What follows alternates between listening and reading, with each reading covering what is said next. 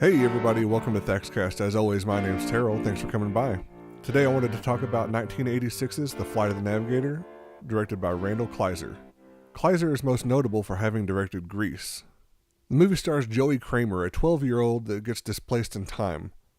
Over the last decade or so, Joey Kraemer has gotten into some legal trouble and has quite a criminal history now. Basically, he's been gone for what he thinks is minutes, but ends up being 8 years. He hasn't aged, but everything else around him has. So the movie is mostly about him and his family trying to figure out what happened and how to correct it. The movie opens at a dog frisbee catching contest that's all in slow motion.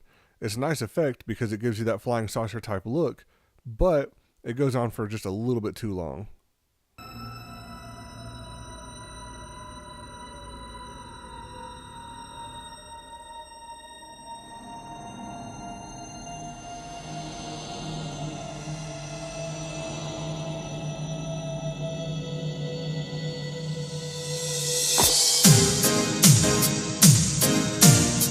With the original score written by Alan Silvestri, it really sets the mood well like he does in most of his movies, which you may have seen a few of. Throughout the movie, the music sets a proper tone and is really well done. Shortly after David is found, NASA gets involved, and like a lot of movies in the time, it's almost an overreach of NASA's power. It's almost like they had a military arm, which is a little strange because that's not what NASA does.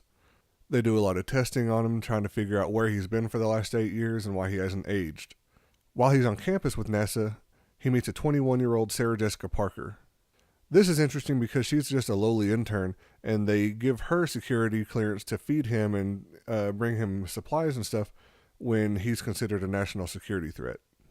Anyway, they conspire together to get him out of there after they discover that NASA's planning on keeping him for longer than they had initially promised.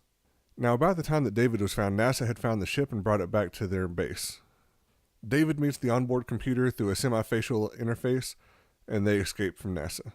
And from there, it continues to be just a semi-sci-fi family movie. For only being 12 years old, Joey Kraemer did a really good job, and it's something you don't see in a lot of the Disney stars today because a lot of the Disney stars are basically forced to overact, and there's not really any of that. It's a very realistic experience. When he gets back, he's very disoriented. He's crying because he's 12 years old. He doesn't know what's going on. His younger brother is now older than him, and his parents have aged. It's a very real feeling crying when he gets over emotional. The ship's onboard computer gets part of his personality from David when he does a brain scan of him, and the onboard computer is voiced by Paul Reubens of Pee-wee fame. One question I've always had is, how does the onboard computer get David in and out of the ship when he's unconscious?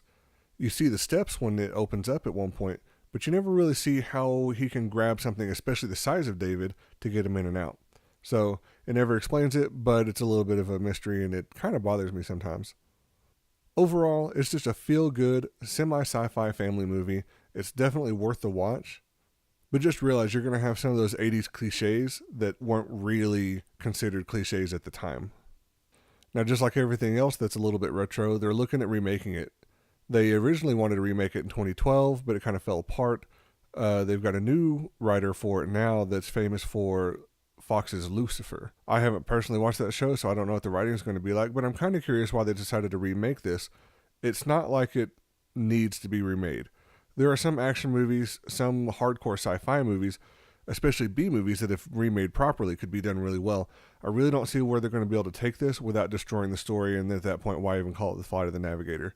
So I'm kind of curious what they can come up with that's going to be different, but while honoring the original movie.